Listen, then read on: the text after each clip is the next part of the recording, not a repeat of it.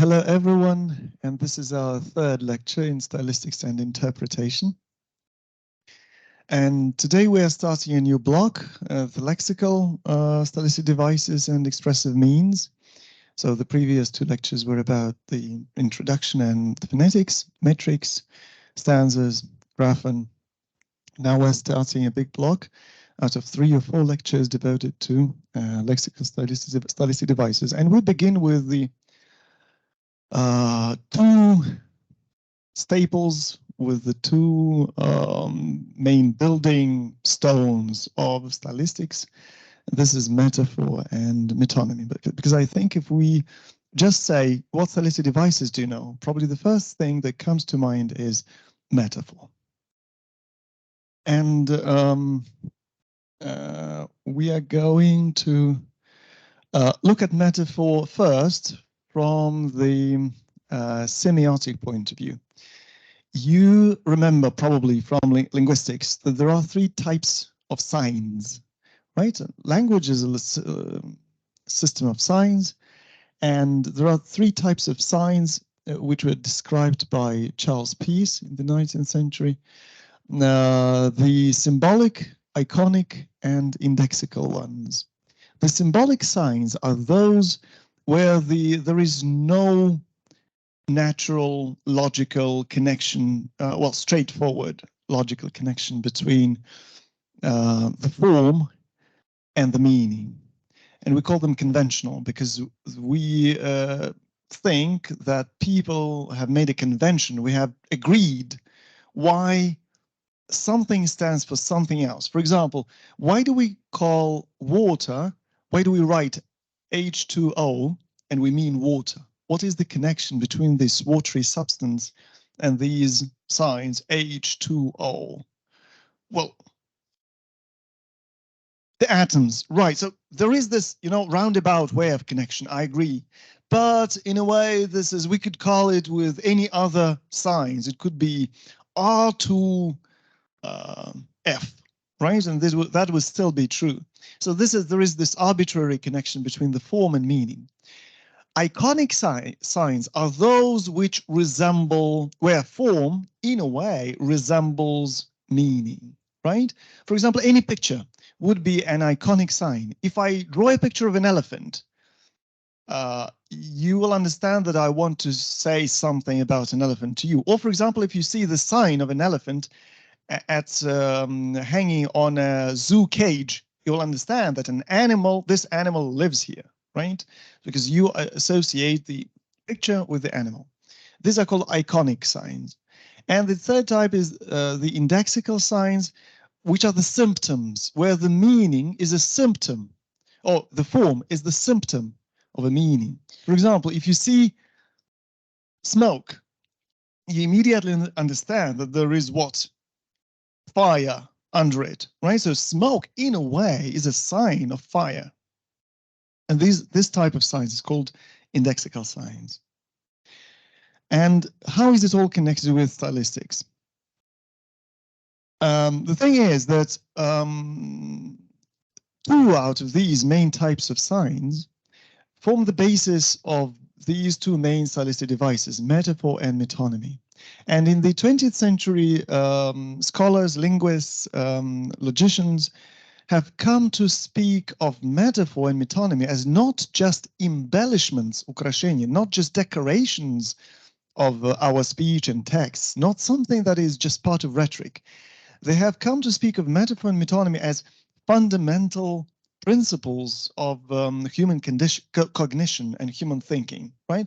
Fundamental mechanisms of our worldview, how our worldview is constructed. And we see that the mechanism of metaphor is similar to the mechanism of forming iconic signs. And the mechanism of metonymy is the same as the principle of building indexical signs. And we will see how widespread these mechanisms are in our worldview. This is an example, a nice example that I acknowledged to my teacher, Natalia Yurina Petrova. I find it particularly funny and suitable for the beginning of a lecture about metaphor. And an elephant rolled in dough, he comes up to a mirror, looks at himself and says, what a fine dumpling, right? Or what a dumpling. And in this case, well, it's clear, right? Intuitively, we understand why this is a metaphor. Because we don't mention the name elephant. He doesn't say it about himself. He uses the word dumpling not about type of food, not about a dish, but about an animal, which it is not. A dumpling is not an elephant, right? In the dictionary, if you find the word dumpling, nowhere does it say it's a type of elephant, or an elephant can be called this way, right? So this is the use of one word about another object, which typically it is not used of. And here we come to the two approaches, which essentially are the same. And you must remember that from your lexicology, that metaphor is transference based on similarity. Перенос, основанный на смежности. And it is true, basically, of two approaches. But there are slight differences, philosophical and cognitive differences, and I'm going to mention them to you. So the first view, which goes back to Aristotle, and this is Aristotelian comparison view, supported and promoted by Valeria Kukharenko, of the modern linguists and statisticians, that metaphor is a hidden comparison, or if we use other words, more sophisticated words, it is implicit simile, подразумеваемое сравнение, or analogy. One word is used instead of another, denoting a similar object. So it implies that this transference of name is carried out based on real similarity between two objects. We see this, and the more imaginative the person is, the more inventive he or she is, that they see these similarities between objects and therefore use these words, these names of one on another. And here, well, the mechanism is like this. There is an open simile, открытое сравнение. My love is like a red, red rose. Моя любовь как красная роза. That's an open simile. Then we just drop the word like, and we get a metaphor. My love is a red, red rose that's newly sprung in June, right, from Robert Burns. And this is a metaphor then, right? Concealed, hidden, implicit metaphor. Another approach to metaphor is that it is a mechanism of identifying two unlike objects, or not necessarily similar things. We just take two odd spheres and we put one over another, overlap, right? We map it, as the cognitive linguists say. We map one sphere onto another. And there we get out some interesting parallels, similarities. So we sort of try to explain one sphere in terms of another. But I think I'm going too quick, because this is not what Ilya Galperin meant, I think. But he meant something like this. He meant that one word is used instead of another for the purpose of suggesting a likeness between the two. And this view has this slight difference, that it says that there is a similarity, but it's not necessarily the similarity that already existed between the objects. It's what the human mind imposes on these two objects and says, look, this is similar to this, right? And in this case, it is transference of name based on invented similarity. Through the power of realizing two lexical meanings simultaneously. This is what Ilya Romanovich Galperin said. If we remember the dumpling and the elephant, the dictionary meaning of the word dumpling is a meat dish covered with dough, coated with dough. And the contextual meaning is an elephant, right? So if we realize these two meanings, the dictionary meaning and the contextual meaning simultaneously, we get a metaphor.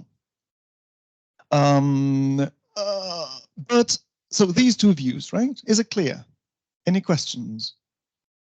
So real similarity or invented similarity. Let's see how it works. Let's see what is inside a metaphor. And then we'll see that both approaches really, well, are really not so far from each other as they seem to be, or that they want to be.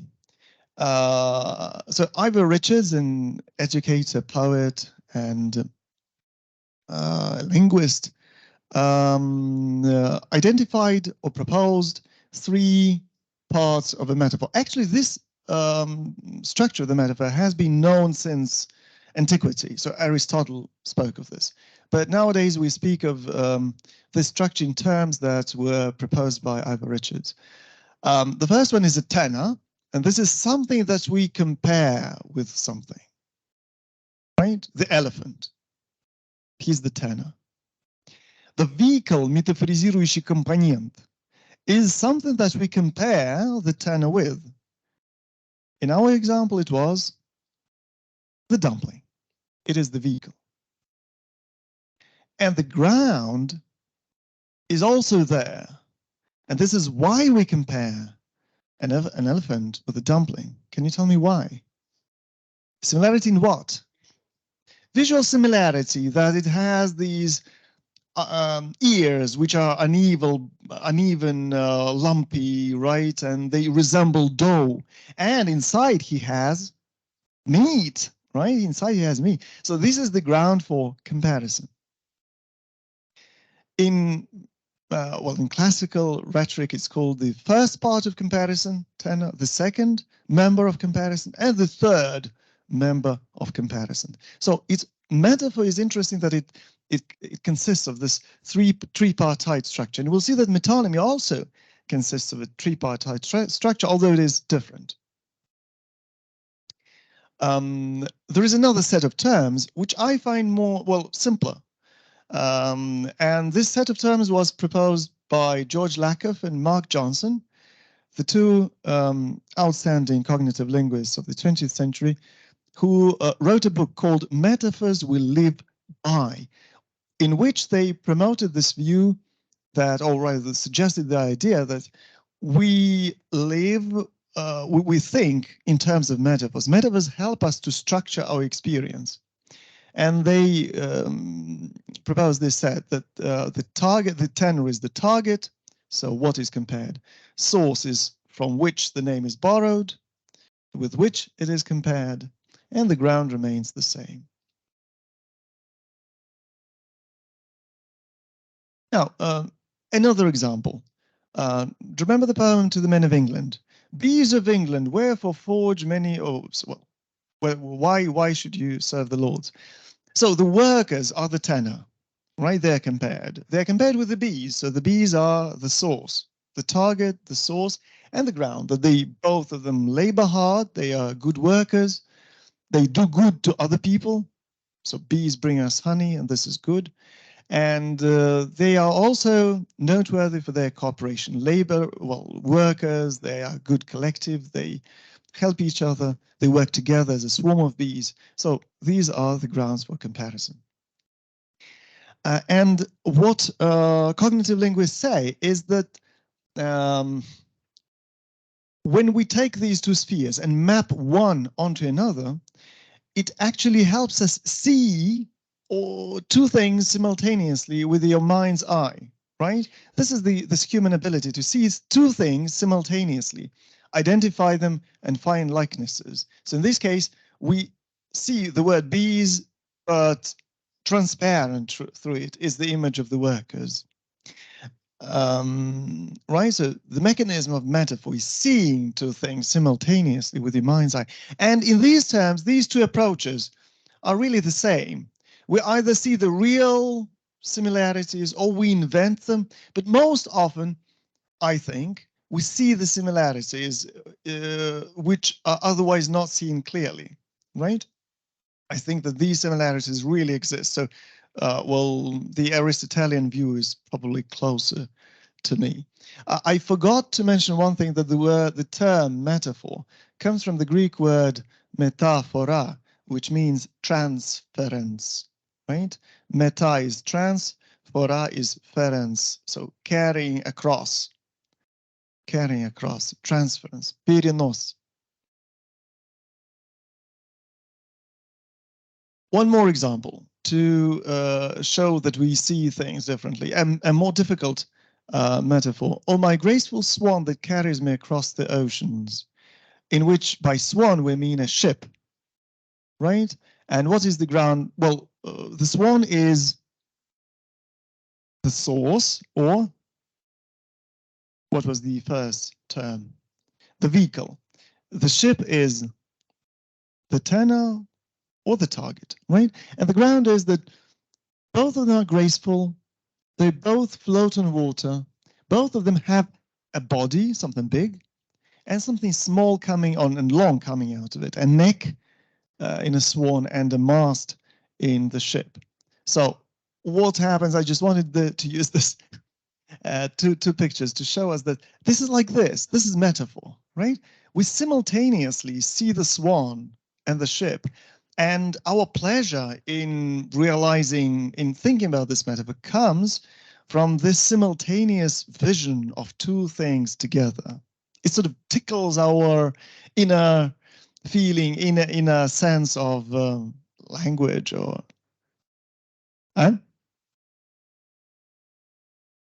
yeah, activates our pattern seeking, definitely. Right. One thing that I wanted to speak more on is that the grounds can be different even with one and the same set of tenor and vehicle. So we can have the same tenor, man or human being, and the same vehicle, the bee. But the grounds for comparison may be different. So we had this one example when the workers were compared with the bees because they work hard, right? Like bees, they're industrious. But if you come home and your grandmother opens the door and you come and you just bought at Pichorichka a jar of honey, and you come and you bring this jar of honey and your grandmother says, "Oh, my bee has come. Welcome, my bee." This is a metaphor that is based on a different ground than the workers, the bees of England, right? Or, for example, if you won a prize at Beeline by activating some sort of SIM card, and you come and you wear a black and yellow T-shirt, and your grandmother opens the door and says, "Oh, my bee has come."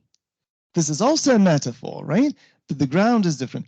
And well, if you make some buzzing noise in your room or something, and somebody says, "Oh, my bee is here," they call you a bee because of this, right? So there may be multiple grounds for comparison, even within the same set of tenor and vehicle, source and target. Is it all clear? Any questions? So two approaches, the Aristotelian view, Kukharenko, and the identification view by Galperin. So the real similarity or the invented one, mapping one sphere in terms of another, right? And explaining things.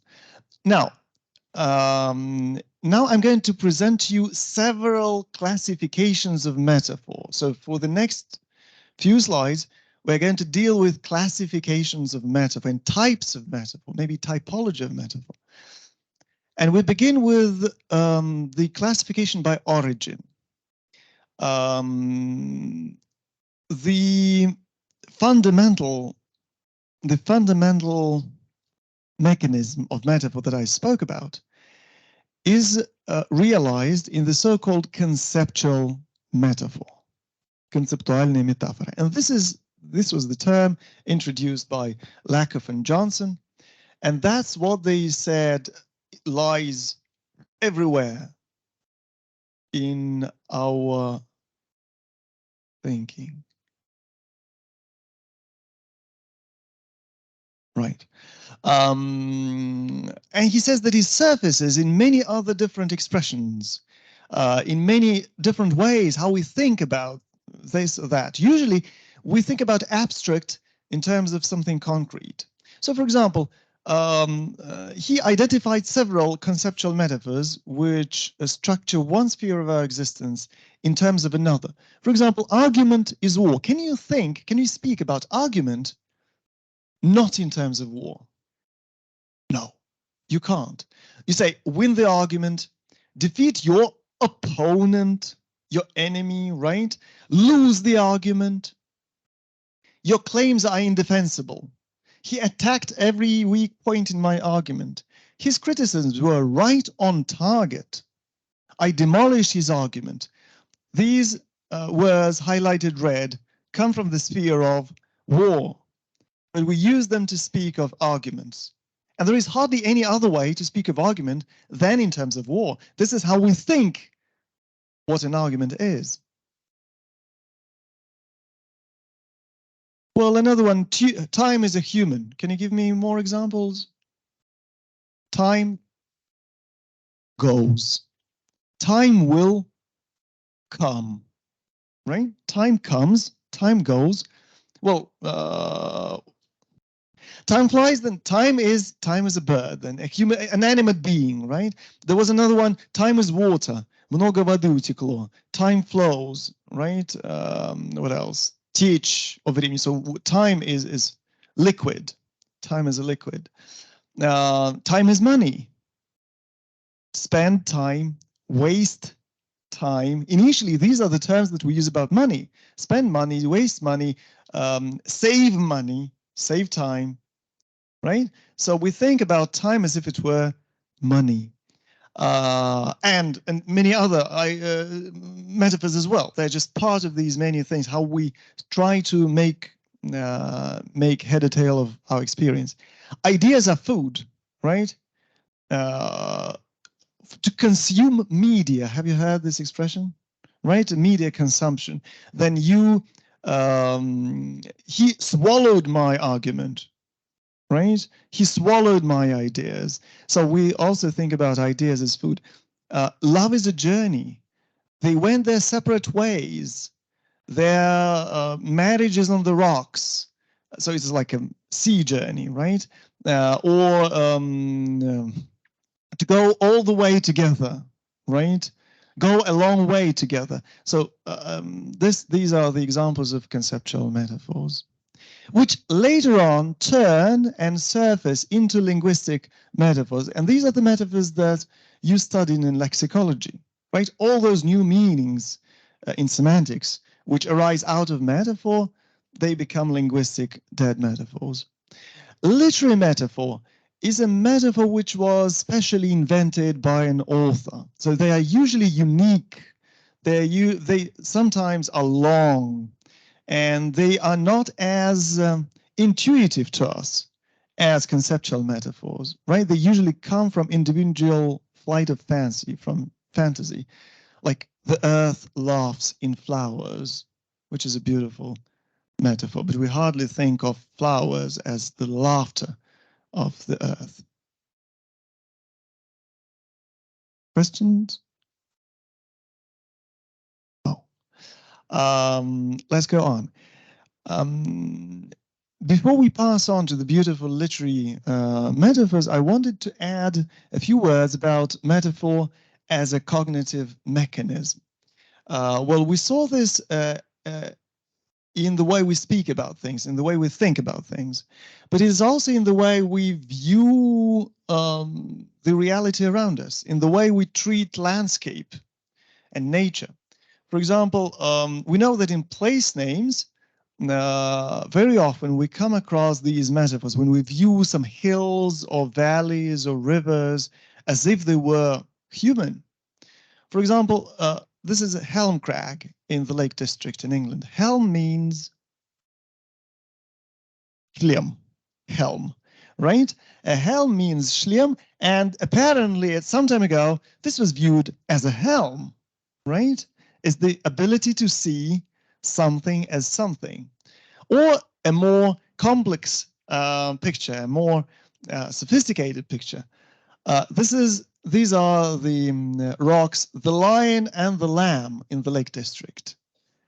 Do you see the lion and the lamb? The lion which is about to eat the lamb. No? The lion, this is the big one. And between his paws in front of him is the lamb, the small rock, the lion and the lamb, right? But it's not only those people who some time ago gave place names. It's also there we see this. This is a rock called Ded, the old man in Krasnoyarsk. I'm sure that you all see the old man, don't you? Do you see the old man? Gorilla. Well, there is the nose, the eyes, there is the protruding forehead, right? The chin, beard, looking left. Yes. So this is a metaphor, right? We call a rock an old man because it resembles an old man. So it's there in our ability to see things, in our ability to, in how we structure what we see, the spatial reality. Or sometimes these metaphors are similar to the most beautiful literary metaphors, right? And we can only appreciate them when we see both things. For example, this is a rock called the old woman playing the organ, also in the Lake District. You have to practice to see what the people saw. Do you see the old woman? She's sitting on the left and she is leaning over the keys. And this big mass of rock is her organ, the old woman playing the organ, right? So do you see, right? Yeah, so this is, we could call that landscape metaphor, right? Landscape metaphor as one more manifestation, проявление of this cognitive mechanism that is inside us and that governs our understanding. Now, the second classification of metaphors is by vividness. This is the traditional classification. Some metaphors are vivid, some of them are not. This is a very subjective classification. But at the same time, it is true that some metaphors are more vivid than others. And the ones which are no longer vivid, we call them dead, trite, cliche, or linguistic metaphor. This is something that you dealt with in your lexicology course. These are the metaphors which arise as beautiful images, then they are used so much that they no longer produce this image in our mind. We often forget that they actually are imagery. To grasp the concept, to break the ice, a ray of hope, a flight of fancy, a shadow of a smile, floods of tears, they all began as metaphors. Now they are dead or trite, истертые, банальные metaphors. And at the other end of the range are the fresh, genuine, and usually literary metaphors. The little old gentleman's face was a labyrinth of wrinkles. Лицо старичка было лабиринтом морщинок. That's a very visual, vivid metaphor. And a living metaphor. Yeah? Now, the third classification of metaphors is by the type of image which lurks behind this comparison, the type of image. And here we rely on the senses, right? The different senses that we have. So vision, hearing, touching, tasting, and smell. Well, here are the four R's of these five. The unwinding ribbon of the road, рассматривающаяся лента дороги. That's a visual image. Sonic, now singing along the sea beach, now howling along the cave. You had it in the first poem, and you can hear the wave singing. You can hear the howling and the cave, the echo. Tactile, Daniel was enraged, and no one dared to come near the hot furnace of his fury. Fury is compared to a furnace, and the furnace is печь, который переплавляют, пекут. So his fury was as hot as a furnace. Smell. He could smell the stuffy odor of hypocrisy in the air. Odor, запах, неприятный, да? Затхлый запах лицемерие. Right. Well, think of a taste metaphor. I think I deleted it from the slide some time ago. I forgot to insert it. Now, there may be something which is syncretic, something which is where all the senses are merged together. And I could call it the inner feeling metaphor. This is an example from Shakespeare. My conscience, thou art fettered more than my shanks and wrist. О, моя совесть, ты окована цепями больше, чем мои лодыжки и запястья, больше, чем мои ноги и руки. Right? Meaning that the person has some sin with which he lives, something which is weighty and heavy inside. And this is also a metaphor in a way, right? We try to understand how our conscience works, and we feel this heaviness inside ourselves, right? And so he compares it with the fetters, with the chains. There may also be a synesthetic metaphor where we activate several senses simultaneously, or when we activate one sense and another sense reacts. For example, the thick yellow silken scarf of fog. Thick is tactile, yellow is visual, silken is tactile again, and fog is visual. And this famous example from Great Gatsby, yellow cocktail music, желтая коктейльная музыка. Yellow is visual, cocktail. Taste, and music is hearing, right? All the three senses are activated. So this was the third classification, right? So based on the senses.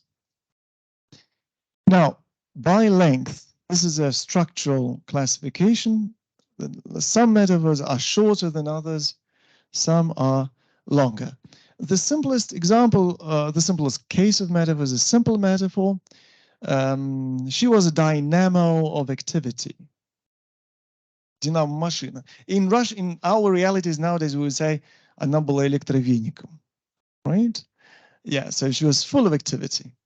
And then if we continue some metaphor, we produce an extended, prolonged, or sustained metaphor. Продолженная, развернутая метафора.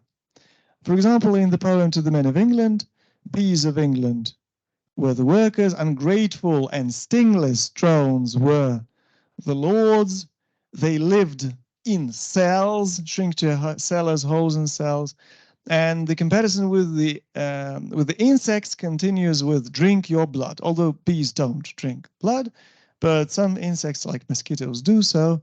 This is the continuation of this insect metaphor. People like insects.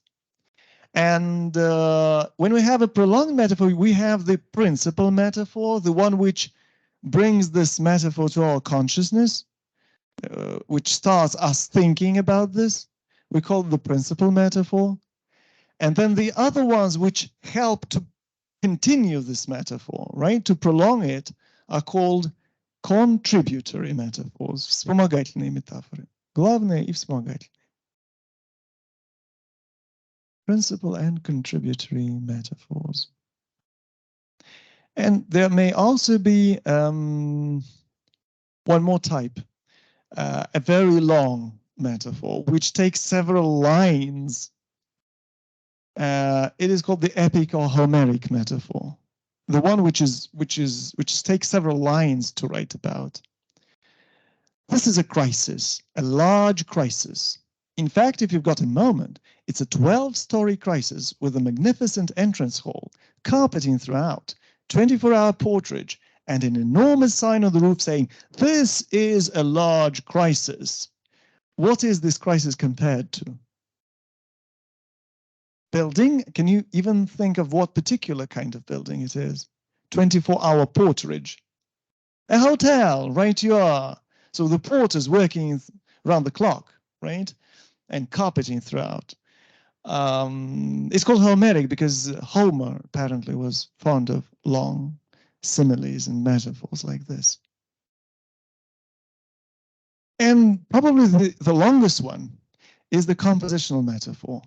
is the one which goes throughout the whole text, be it a poem or a fragment of fiction or even a whole story, right? A whole novel can be built on some compositional metaphor. In other words, we can call it a through metaphor, сквозная метафора, композиционная. Well, if you read The Poison Tree by William Blake, anger as the poison tree was the compositional metaphor for that particular poem. And this poem, which is familiar to you all, I think, the one that you learned in your phonetic classes of phonetics, all the world's a stage, right? And the whole poem then goes on about various ages being various acts, right, in a play. But the key metaphor which defines the structure of this poem is all the world's a stage. Весь мир театр. So once again, simple, extended, prolonged, sustained, epic or Homeric, compositional, through. Yeah. Yes.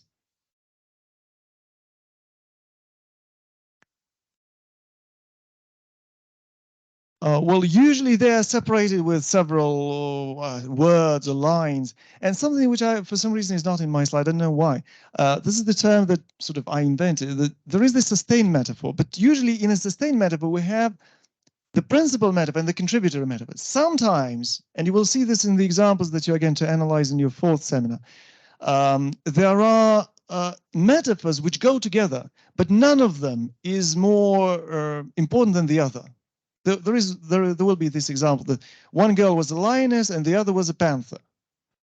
None of these metaphors is the main one, the principal one. So I call this type of compounding of metaphors a compound metaphor, составная метафора. When you have two independent centers of metaphor and they go together and they work together because both of them are animals, right? But none of them is the principal metaphor. So you can add a compound metaphor to the sustained one. Now, by degree of expression, how do we recognize metaphors?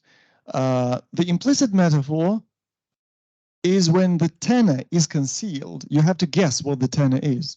The wrinkled sea beneath him crawls. That's a line from The Eagle by Tennyson.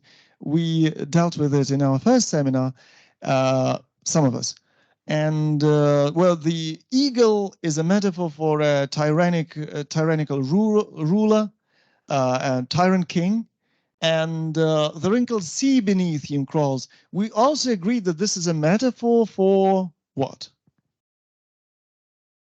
For the society, for the crowds of people whom he treats with contempt, right?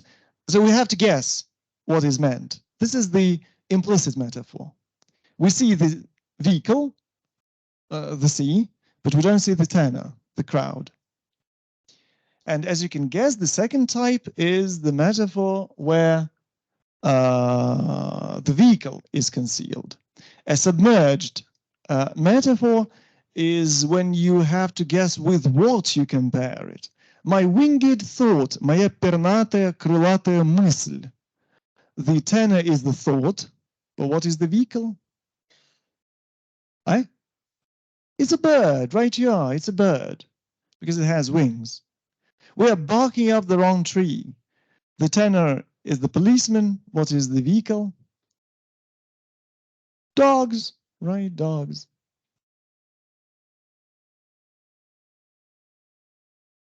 Is it clear? We're almost through with the metaphor.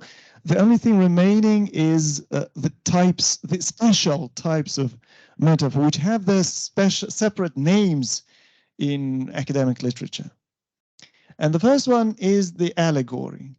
Allegory is a type of metaphor, a simple metaphor, where we explain something abstract in terms of something concrete. Concrete for the abstract. For example, it is widely used in fables. Do you remember the fable about the fox and the crow, where the fox persuaded the crow to open its beak and to drop the cheese? So the fox stands for a cunning person, right? It's clear. What does the crow stand for? Who is the crow? Naive, gullible, and vain, right? Because she was told that her voice is very good and she believed. Spring is often portrayed in the form of a young maiden. You can understand that, you can feel that allegories are sometimes, well, used by painters and other men of arts in other spheres, not only in language. Thought, well, the allegory for thought is a man in reflection. You probably remember this sculpture of a thinking man, right? A skeleton with a scythe, skasoi, is an allegory for death. Yeah. So all these things are used as literary characters and characters of paintings. Now, a symbol is really the same as allegory, but it's much more complex, right? It's a sophisticated metaphor where you explain something abstract in terms of something concrete. But it doesn't have this one-on-one correspondence. It's not the fox and the cunning person. Well, the examples are, for example, well, A Cat in the Rain. That's a short story by Hemingway where, yeah, you read it. Yeah. Did you all read it? Right? There's the American couple and the girl who looks out through the window and sees a cat in the rain under a dripping table. And she's lonely and unhappy or like this cat, right? And we understand it only when we read the whole story. So the cat in the rain is a symbol of that girl, right? Or for example, the portrait of Dorian Gray, the portrait which gets old and ugly instead of him. That's a symbol of what? Of his soul, right? Yeah, that's a symbol of his soul. Old Man and the Sea by Hemingway. The sea is the symbol of what? Huh? Oh, speak up. Don't be shy. There was the old man who was fighting with the waves. So the sea is the symbol of life and I think in the story it's rather the symbol of some inhuman power with which any human cannot compete. It's like this element, right? See here. And this is the symbol of any element, any symbol, any power which is impossible for a human being to compete with, which is so much more powerful than a human being. Right. Are you tired? I am. Right. Now we still have some time. And the third type is a personification. The third special subtype of metaphor is a personification. It's your old acquaintance from school. You remember it. It's when we use some animate characteristics about an inanimate thing. Or another subtype is when we use some human characteristics about an animal, right? These are two degrees of personification. When we use animate attributes about inanimate things and when we use human attributes about animal things. And we usually do it through the verbs of anthropomorphic nature. To wink, to squat, to laugh, to speak. And then we immediately understand that this object or this animal behaves like an animal or a human. And just to give you an example, which you probably don't know of a nice personification, a classical one, night's candles are burnt out and jocund day stands tiptoe on the misty mountain tops. That's from Shakespeare, right? Сгорели свечи ночи, и веселый день встает на цыпочках и смотрит из-за цепи гор. Right? So jocund day stands tiptoe, that's personification. Now, very briefly, to recap on the difference between comparison, simile, and metaphor. When we don't employ any poetic image, when you don't want to create a poetic image, This is called a comparison. Your blouse is the color of a yellow butterfly. That's just when we want to say what color you choose. For example, you're calling your friend over the phone and you say, well, there's a blouse the color of a yellow butterfly. Do you want this one as a birthday present? Right? So you just understand. Now, if you do it with an image, if you create a metaphor, that's called a simile. An omnibus across the bridge crawls like a yellow butterfly. Omnibus через мост ползет как желтая бабочка. So it's an open simile, like a yellow butterfly. That's a simile. And finally, the yellow butterfly with wheels and passengers inside crawled over the bridge. It's a metaphor for the omnibus. Because there is no word as if, like. There?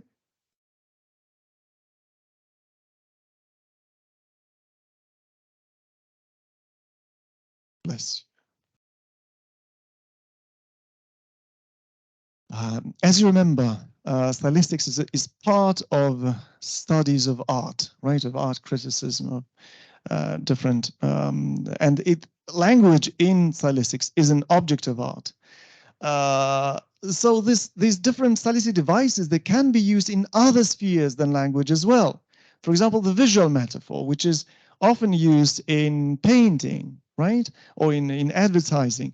This is the famous portrait by Thomas Gainsborough of Mr. and Mrs. Andrews. And I think you discussed that in your speech practice in your third year, didn't you? Some of you. So this was a wedding portrait, or a portrait which was for the newly formed family. And here we can see some, well, two metaphors, which are supposed to show, and even that was a wishing metaphor, that he wished them to be as something else. Can you identify these metaphors here? I'll give you some hints. What is behind Mrs. Andrews? A tree, an oak tree, which is a symbol of longevity, steadiness, and longevity, strength, and steadiness. So this is a wishing metaphor that their family becomes, and that their progenitors, that their kin becomes as strong and long-lasting as the oak tree. And there is one more. The rye or the grains, right? The sheaths of grain. They are the metaphor for abundance, fertility of the lady for many children. Right, you are. Right, you are. The grain has many grains, right? One grain produces many grains. This is the metaphor for prolific. What's the noun for this? Well, anyway, for the abundance, right, and fertility. Good. Now, metonymy. We're done with the metaphor. Any questions about metaphor? Okay. The other, I would say, out of these two, the other building block of stylistics is metonymy, and the other fundamental mechanism, which lies at the bottom of many, at the core of many stylistic devices and of many words, of many phenomena in our cognition and in our language. This is metonymy. We'll start with the pictures that, just to remind you that the smoke is a signal, is a sign, a symptom for the fire.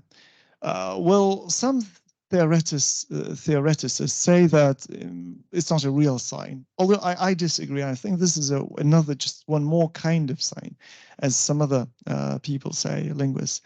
And in this case, smoke is a sign of fire. And here we have this one more clear visual metonymy.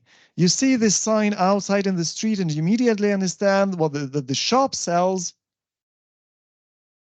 bread, different kinds of bread, right? You see the sign and you understand that somewhere here is a shop that sells bread, right? And this is how metonymy works, right? The shop is associated with bread, with the bread sign. Why? Does the shop look like a bread? Like bread? No, it doesn't look like this loaf of bread, but they're tightly connected. The shop sells bread, and this is the connection. That's what we're going to look into. And this is a verbal metonymy. A ruffled mind makes a restless pillow, right? Растрепанный ум делает бессонной подушку. It's not the pillow which is restless.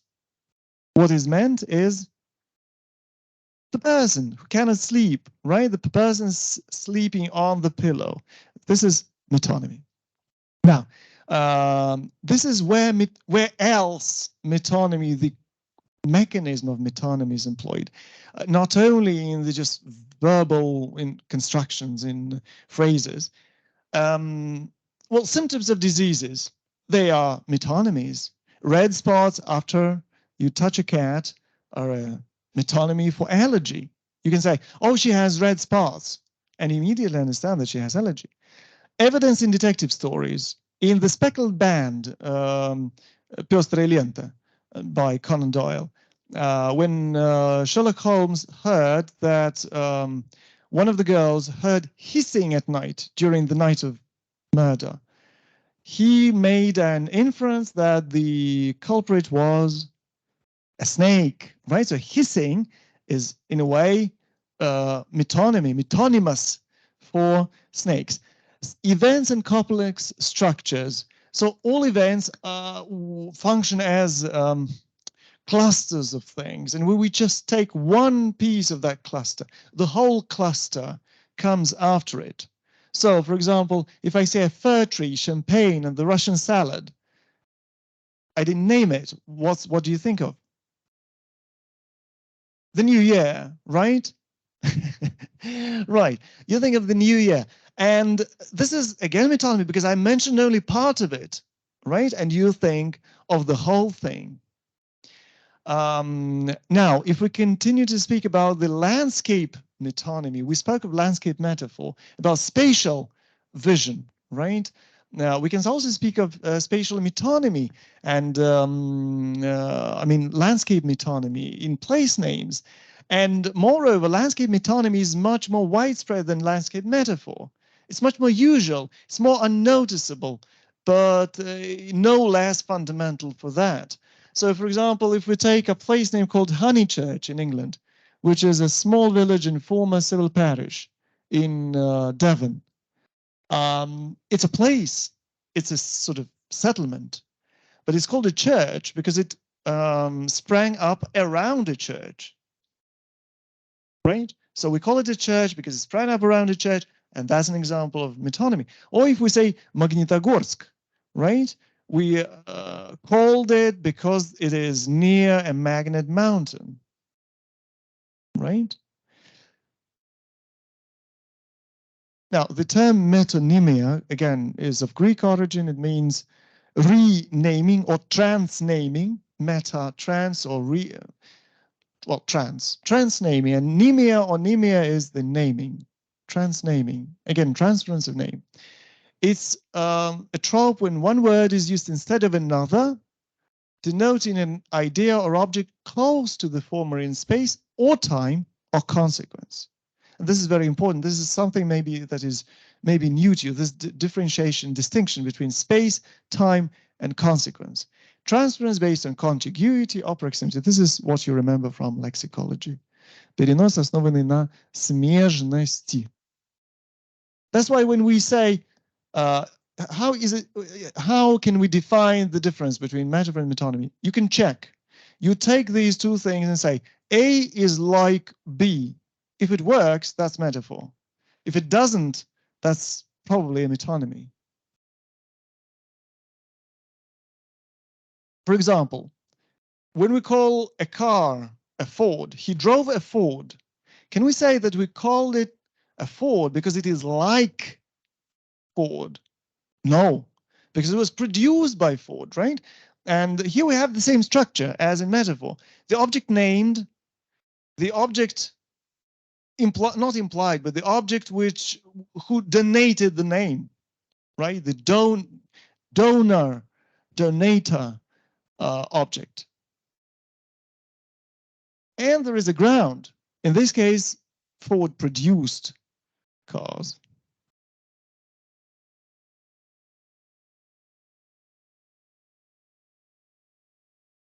Now, different types. You should probably don't put down the examples here. You may put down the types, right? By different types of contiguity. And then you can study it in more detail. So the container for contents, she asked for another plate, the whole uploaded, the classical examples of metonymy, right? Material for the thing made of it. The steel you tempered glass, the steel, well, he looked at the bronzes and clays. She touched the velvet, or for example, she was wearing some sort of dress and she touched the velvet, right? The velvet was very high quality, something like this. So when we, by the steel here, we mean the chains, right? Part for the whole. Give me a hand with something. It's not just the hand, right? Give me your help of your whole body with this. Or for example, we were there were two of us. This is an example from a famous novel.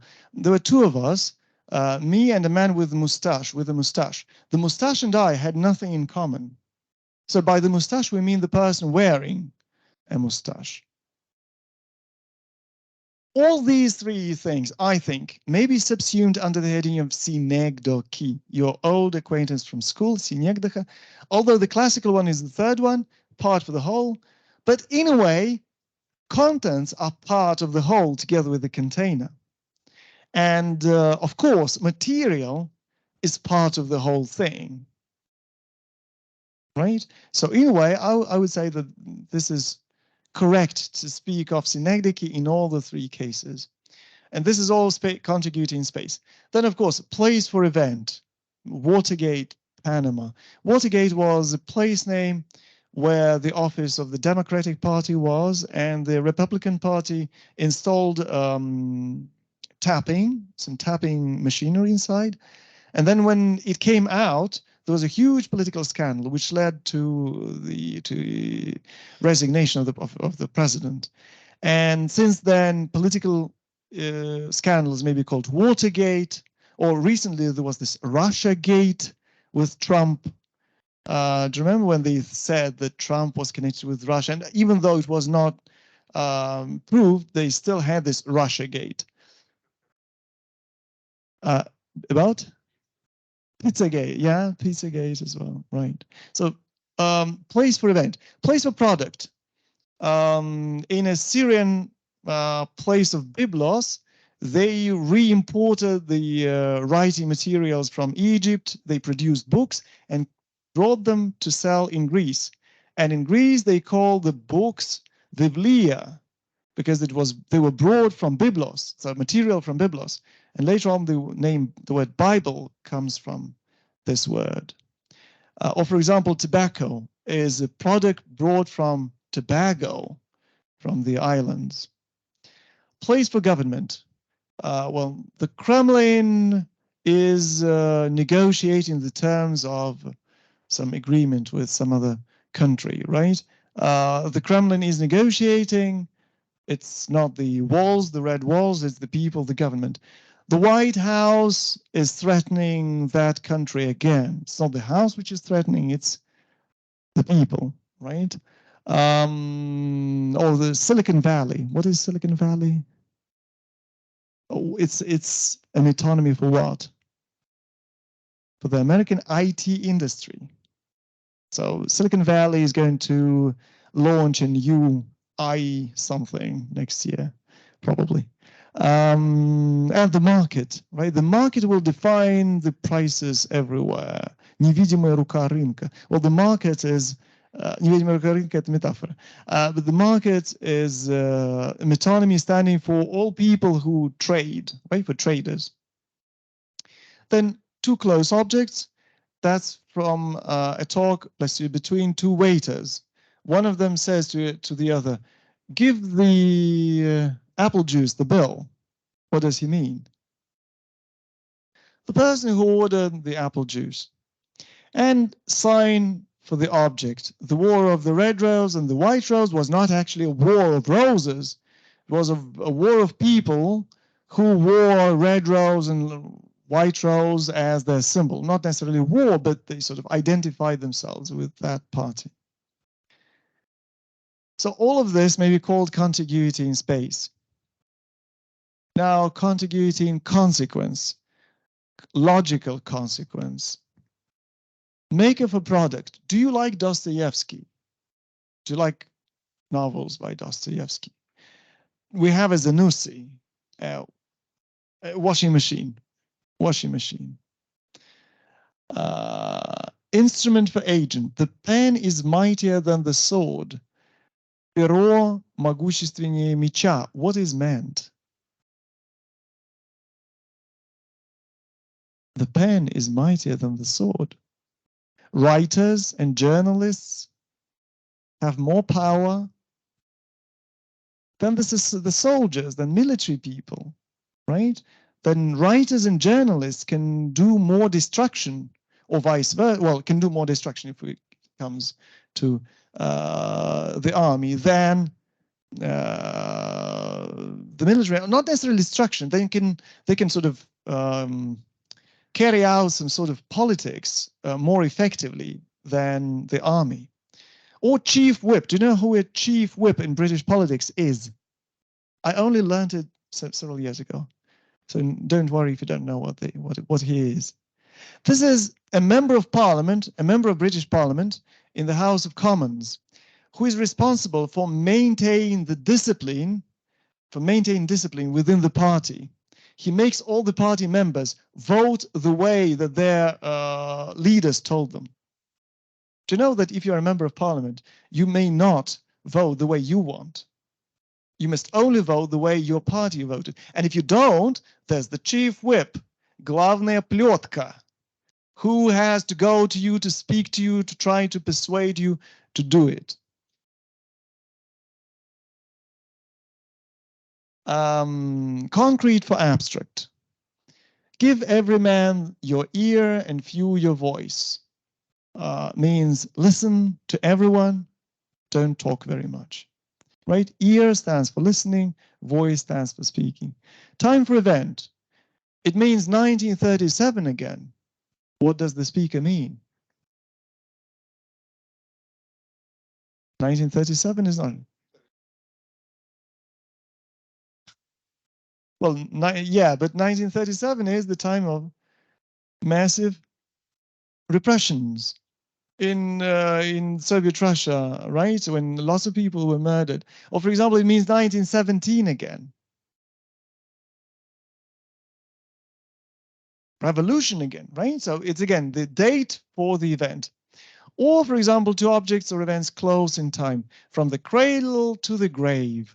Cradle is metonymy for birth, because it is close in time, and grave is a metonymy for death, because they're both close in time as well.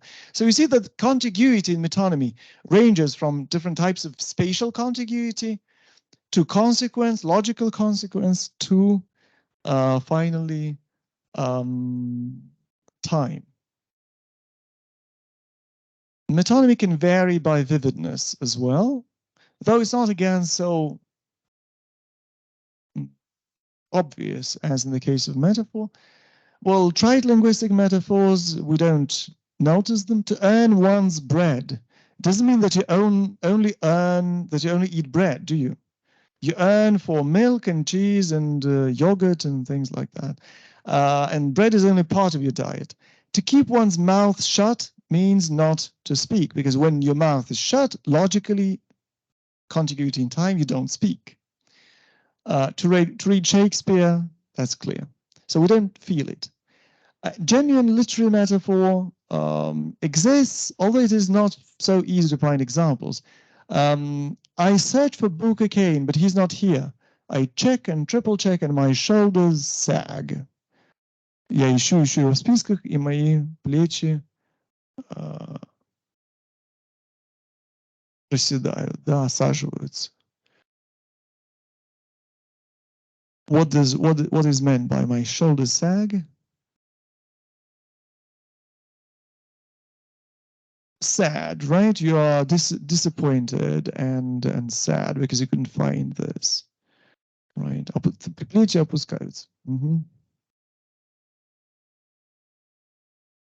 Now, again, the visual metonymy exists as well as visual metaphor. And it's also used for persuasion, for subtle, well, manipulations, not only manipulations, but just generally for influence. Well, this is a simple example of visual metonymy. On the left, what does this imply? Huh? A deal, an agreement, right? Somebody reached an agreement, because this is a gesture which accompanies agreement all the time. And on the right, this is a more, well, a more subtle metonymy, a complex metonymy. Where is metonymy? Huh? The new year is coming, Christmas is starting. But what do the advertisers want you to do?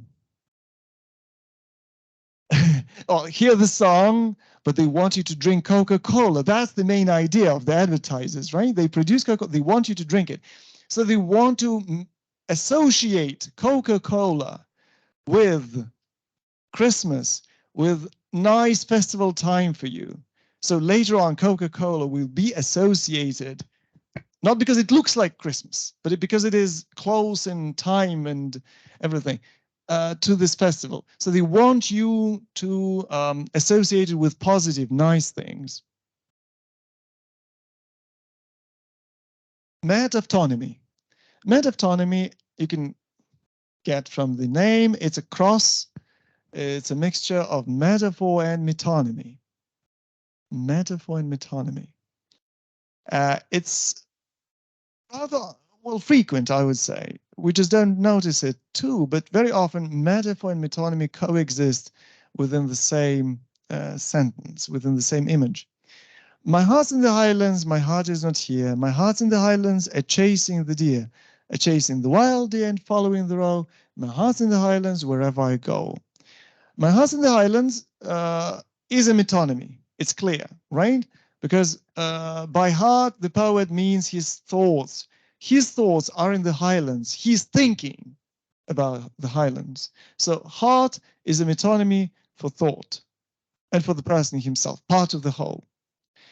But the heart here behaves as if it is independent, right? It chases the deer as if it were a human being, a hunter. So this is mixing of metaphor and metonymy at the same time.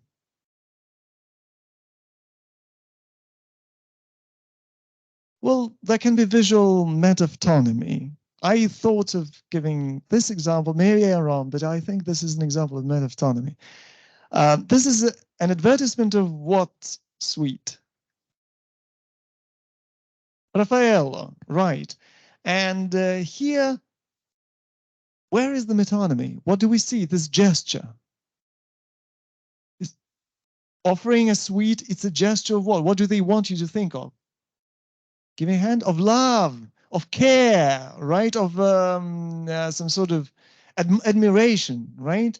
So they want you to think of winter and skating maybe, right? And giving somebody a sweet is part of love, right? This is metonymy. Well, yeah, if you give somebody a sweet, it's a gesture, it's a token of your good feeling, right? It could be love. So in a way, this is metonymy. Do you think that there might be metaphors here as well? What do they want you to think of their produce? Not only that it's associated with positive, nice moments in your life, but they also want you to think of the quality of the sweet.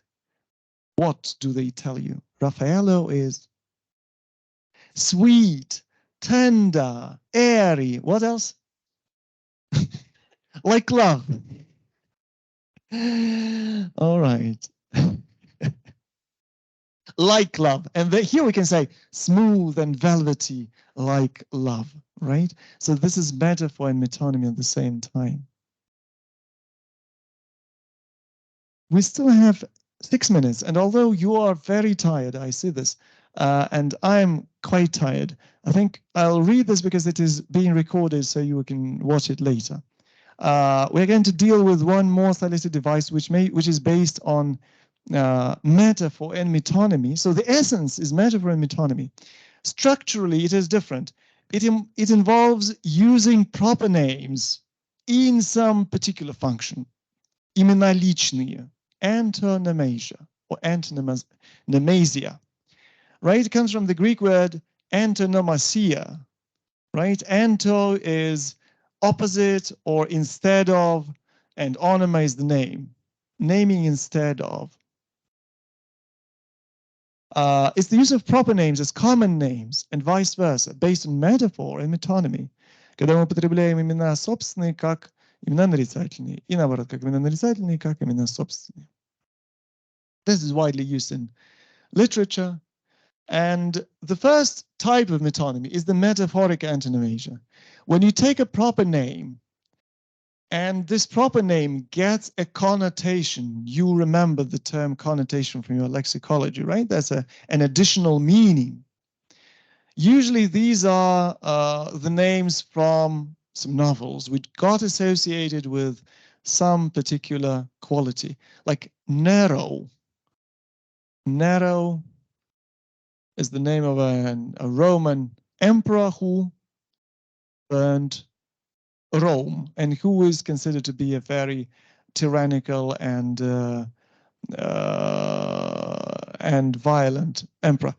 Do you remember there was a piece of software called Nero burning Rome? No?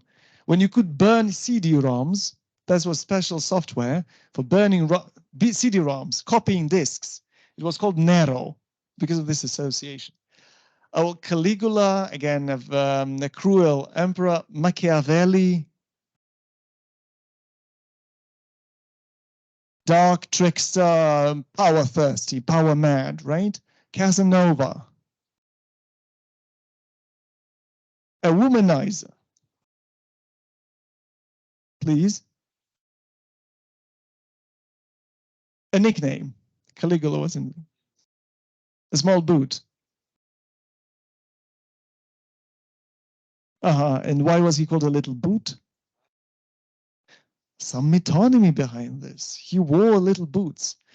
Napoleon, somebody who is ambitious. Apollo, handsome, right? Well, Bill Sykes, that's a criminal from Dickens's novels. Sherlock Holmes, a detective. Don Juan, a Casanova again. Don Quixote, Don Quixote, an adventurer, naive, unrealistic, right? And there is actually an adjective called quixotic, so typical of Don Quixote. Lilliput, small, utopia, unreal place, right? These are all literary names. They can be personal names and place names. And also we have Nosy Parker, Любопытная Varvara, Simple Simon, Простачок, Humpty Dumpty, Шалтай Болтай. So all these names acquired a connotation. And well, these are the examples from the world of advertising. The Shakespeare of design. So he is as proficient and as talented as Shakespeare in literature. The Mona Lisa of the vermouth world. That's an advertisement of vermouth, of alcohol. What kind of alcohol does it, what does it mean? That's the Mona Lisa of the vermouth world. The best of the best and mysterious with very complicated, sophisticated taste of the vermouth, right? Now, the second type of antonomasia, and this is all that we are going to speak about today. This is the metonymic antonomasia, the second type. When we take a common name, именорицательное, and we make a proper name out of this. Very often it's called the speaking names. Well, on the high street, on the high road to Needham, that's, well, an idiom meaning that the person is becoming poor. Needham is an fictitious, so it's an unreal place name, but you become needy, poor. He lives in Easy Street. Easy life, lots of money, right? Miss Fairhair. Miss Fairhair? Легкомысленная блондинка, right. Well, sorry for the stereotypes. There is no stereotype, but this is what it is. Mr. Stubborn, clear. Mr. Goldman, a rich man. Mr. Right, well, that's clear. Mr. Surface, shallow person. Mr. Oxhead. Eh? No. Stubborn, stubborn. Lord Aimwell. Well, somebody who aimed well, but yeah, doesn't deliver. Lady Touchwood, a superstitious lady. Right. I say this to our American friends. Mr. Facing Both Ways does not get very far in this world. That's an example from a newspaper. Then there was this advice from a doctor to his patient. You need three doctors to see three doctors: Dr. Rest, Dr. Diet, and Dr. Fresh Air. Right? So this is antonomasia, but this is the second type, the metonymic antonomasia. And we stop here. We were, well, not very effective, but we did cover antonomasia as well. So thank you very much. That's the end of the lecture. See you next week. Thank you.